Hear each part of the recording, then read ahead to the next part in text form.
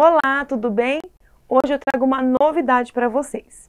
Nós iniciaremos uma série de programas falando sobre a saúde materno-infantil.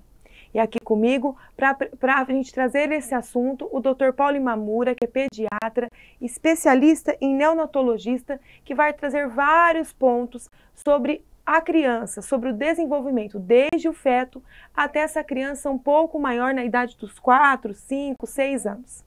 Então eu convido vocês para ficarem ligados que todo início de mês nós traremos um programa dessa série. E para começar o nosso programa hoje, nós vamos falar sobre a gestação, onde tudo começa, que é na concepção desse feto. E aqui comigo, doutor, eu gostaria de agradecer a presença do senhor aqui comigo, nos estúdios da TV Cama, para a gente fazer essa série de programas que vai trazer muito esclarecimento. Seja muito bem-vindo. Obrigado, Patrícia. Muito obrigado pelo convite. E o objetivo da gente estar aqui é para a gente tentar passar tudo que nós aprendemos ao longo do tempo com estudos sobre psiquiatria infantil e levar informação para que a população possa se aproveitar desse conhecimento e também ser multiplicadora, né? Então eu estou aqui como multiplicador de informação, porque na verdade tudo que eu vou colocar aqui para você não é coisa que o Dr. Paulo inventou. Sim. Né? Eu só estou apenas transmitindo o aprendizado que eu tive ao longo do curso de psiquiatria infantil que eu fiz, ao longo de 30 anos de serviço público, onde eu tinha um grupo de pais no NGA, e eu comecei a compreender esse mundo da família, né? E poder orientar as mães sobre a importância desse relacionamento deles com os filhos. Doutor, e para a gente começar, qual a diferença entre o modelo das famílias de antigamente e as atuais? Uma boa pergunta, Patrícia, porque se ele for fazer uma comparação, o mundo está mudando de uma maneira muito rápida, né? Eu já estou já de velho. Antigamente, o pai ia para o serviço e a mamãe ficava em casa com as crianças, né?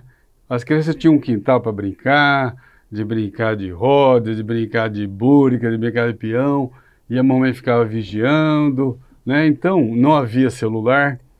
Então, as mães tinham mais proximidades de ficar com os filhos e as famílias eram mais voltadas para o cuidado das crianças. E com os tempos modernos, o que aconteceu? A mulher teve que ir para o trabalho. Então, o que tem acontecido hoje na família moderna é que tanto o pai quanto a mãe trabalham, né? Exaustivamente o dia todo. Muitas vezes as crianças ficam sob os cuidados dos avós, e quando os pais chegam em casa cansados, o contato de atenção, de brincar, de fazer uma leitura com a criança tá acabando. Sim. Né? Então essa é a mudança que houve com as famílias, né? E o que tem acontecido hoje, com uma grande frequência, é que não está havendo um planejamento familiar. As famílias estão tendo crianças, os casais estão tendo filhos, sem ter um planejamento exatamente econômico ou até social, emocional, para saber se eles estão preparados para cuidar dessa criança, né, Patrícia? Sim. Porque quando a gente tem um filho, o filho exige a nossa doação de vida para a vida toda, né? Então é uma coisa que a gente tem que pensar no planejamento familiar. Por que você está tendo um filho, né? Porque na verdade ter um filho não é um processo natural do casal, é um projeto de vida. Sim. Né? Ninguém é obrigado a ter filho, ninguém é obrigado a casar, mas se você faz esse projeto de vida, você tem que realmente entrar muito dentro desse mundo aí e se dedicar com muito carinho para que essa criança tenha um bom desenvolvimento, né? A criança não precisa só do atendimento econômico, de ter uma roupinha, de ter um brinquedo, precisa da atenção dos pais. Isso exige muito tempo e muita dedicação, né, Patrícia? A gente fala assim, né, criar hoje é fácil, porque você tem acesso a lojas de roupa, enfim. Sim. Agora, educar que tem sido a diferença. E a gente falando sobre essa educação, quando a gente começa lá na gestação. Eu gostaria que o senhor falasse um pouquinho sobre essa relação entre o feto e a mãe. Se desde a gestação isso já vai influenciando a formação desse indivíduo. Sim, por isso assim, nós estamos começando a conversar sobre o quanto é importância o planejamento familiar de ter um filho, né? Porque um filho vai exigir tudo. E o que acontece é que desde o início da gravidez, né, depois da concepção, o embriãozinho e o feto já começam a ter percepção do que está acontecendo com a questão emocional que está envolvendo a família e ele, né? Então nós temos aqui, eu trouxe aqui um livro muito interessante, que foi escrito por uma neuropsiquiatra italiana, e há muito tempo atrás, em 92. Talvez muitas pessoas que estão nos ouvindo não tinham nem nascido, né? E ela fez um trabalho muito interessante e ela pegou 7 gravidezes, 3 gravidezes do feto único e 4 gravidezes gemelar.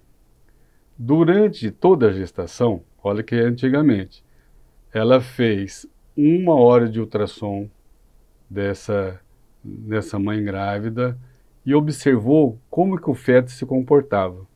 E junto desse estudo estavam presentes psiquiatra, obstetra, pediatra, o pai, a mãe, a vovó, todo mundo observando esse neném. E o que ela observou, que muito do comportamento que o fetinho apresentava na vida intrauterina, ele manifestava reações depois que ele nasceu. Que interessante. Isso significa que o quanto é importante o envolvimento emocional dessa família com essa criança, que realmente é o principal. Por isso a gente fala muito planejamento, né?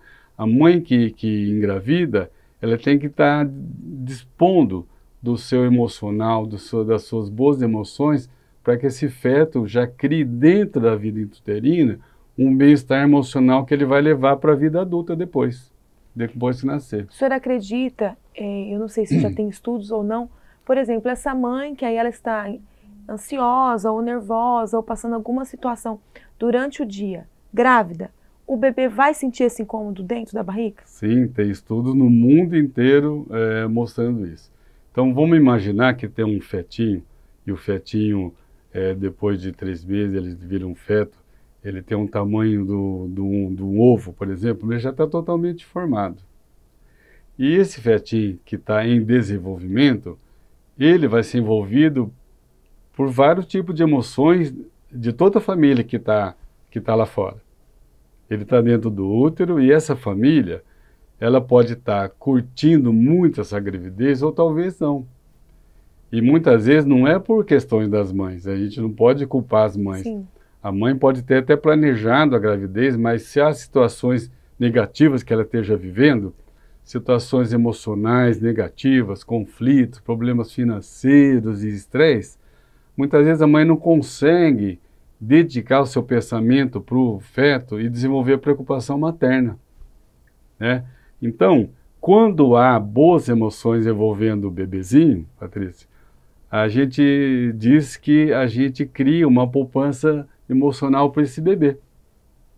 Então vamos imaginar que essa gravidez foi planejada, que está todo mundo de boa, feliz com o andamento dessa gravidez, se preparando para cuidar do bebê depois, preparando o bercinho, a roupinha do bebezinho, curtindo essa gravidez, né? Então esse bebezinho, ao longo de toda a gravidez, ele recebendo essas boas emoções, ele vai guardando todo aquele bem-estar e saber o quanto ele está sendo amado até antes de sair do útero para enfrentar a vida.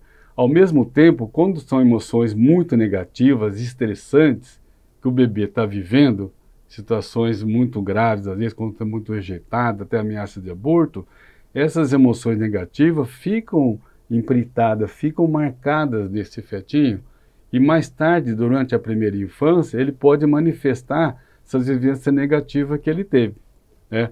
Tem um psiquiatra canadense, Verne, que ele fez um livro chamado A Vida Secreta da Criança Antes de Nascer. Então, ele observou pelo estudo deles, por exemplo, uma mãe que estava curtindo a gravidez, e a mãe que curte a gravidez, ela tinha um momento dela com o bebê, que ela conversava com o bebê, passava a mão na barriga, e cantava o bebê, ouvia música, né?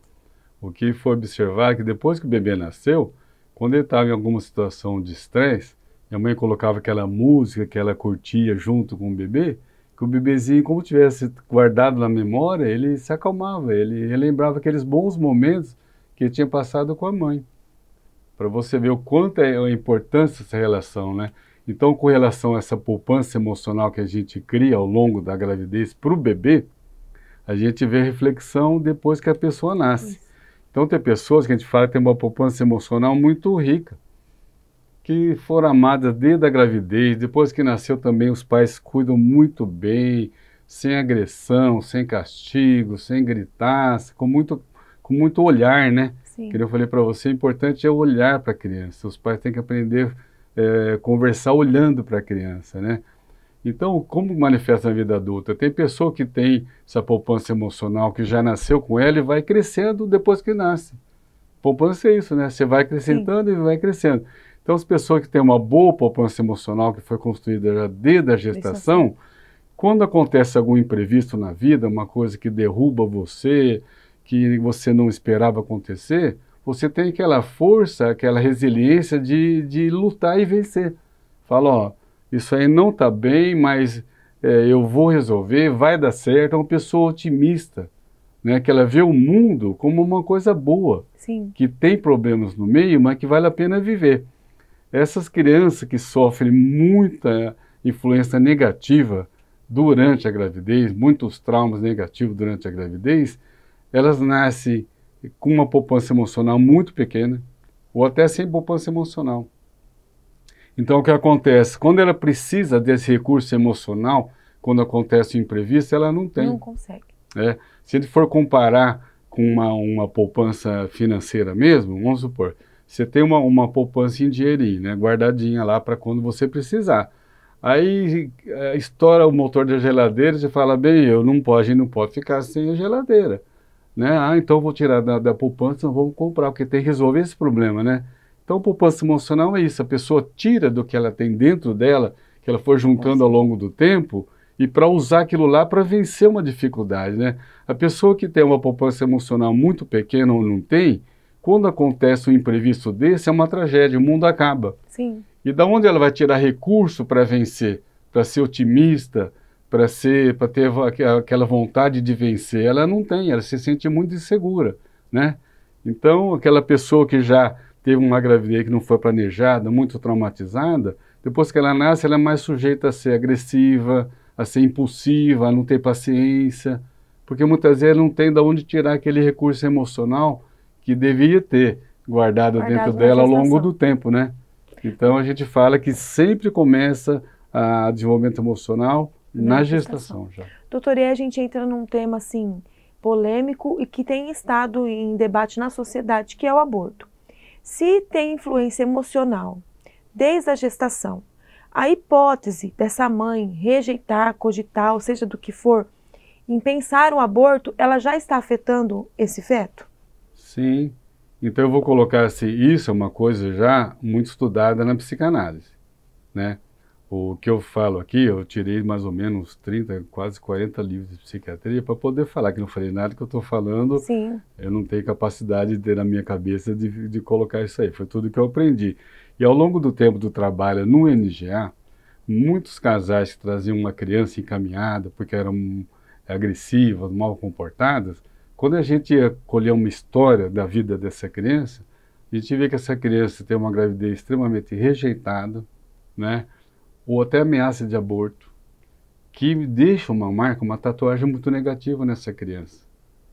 E na primeira infância, ela pode manifestar toda essa revolta, porque é um inconsciente. Você imagina um serzinho tão vulnerável dentro do útero, que já vai acumulando experiência negativa, depois que ela nasce, ela não sabe como lidar com essas frustrações, com esse trauma. E ela pode realmente manifestar no comportamento negativo, sim. Inclusive, tem casos de psicose infantil, que muitas vezes são geradas por traumas muito graves durante a gestação, como ameaça de aborto e rejeição muito importante. Doutor, e agora sim, vou falar de uma situação popular. Meu avô dizia várias vezes, eu escutava ele falando assim, olha, falava pra gente, né, pras meninas, quando vocês forem ter filho, até os 6 anos se conserta. Você vai corrigir o caráter se conserta até os 6 anos, que é essa primeira infância, eu acho. Então, nessa primeira infância, essa criança que sofreu essas situações da gestação, essa mãe que não tinha conhecimento, às vezes amadureceu, mudou e vê hoje uma necessidade de mudança, às vezes é procurar ajuda. Tem como reverter essas marcas ou transformar isso? Sim, que bom que você lembrou, porque realmente, assim, o que eu disse aqui é que a gestação é uma fase extremamente importante da vida. Na sabedoria chinesa, eles contam a idade contando quase um ano antes por causa da gestação. Então tem a ver, mas não é só a gestação, porque as coisas mudam, Patrícia, né? E pode mudar para melhor. Talvez no início da gestação a mãe rejeitou aquela criança, não tinha algum problema que ela não conseguia solucionar, mas depois que a criança que nasceu, ela vai resolvendo. Então, tem a questão da gravidez que é extremamente importante, mas ela não é tudo. A gente tem que ver a continuidade. Sim. Essa mãe que talvez tenha percebido a rejeição, que ela se arrependeu, que ela tem muito amor com a criança, muita dedicação, o pai também e a família, a gente reverte esses traumas. É o que eu falei, aquela poupança emocional, né? Ao longo da vida, todas as coisas que acontecem negativamente com a gente, né? Com esse recurso emocional, com a ajuda de boas pessoas, do bom convívio nosso, a gente vai superando, né? E essa é a função da família, né? Cuidar da criança depois que ela nasceu. Então, lógico que são reversíveis. Por isso, a ideia da gente estar conversando aqui é muito interessante. Sim.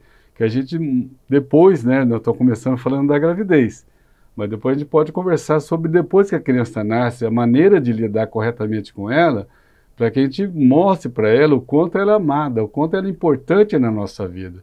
E essa é a função da família, mostrar para a criança o quanto ela é importante, o quanto ela veio acrescentar na família, não subtrair, né? Então, aquela mãe que fala, não sei porque eu tive você, onde eu estava com a cabeça, são coisas muito negativas para a criança. A criança tem que ter uma autoestima, tem que saber que ela é amada e que ela veio para enriquecer a família.